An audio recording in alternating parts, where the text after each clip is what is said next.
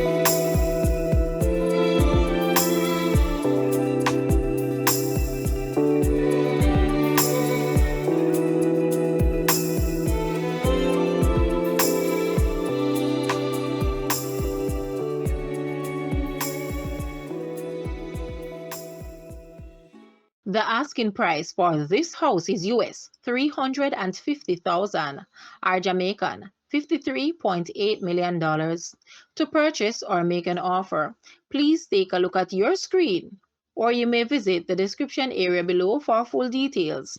If you like this video, please hit the like button and also share with a friend. Thanks for watching, guys.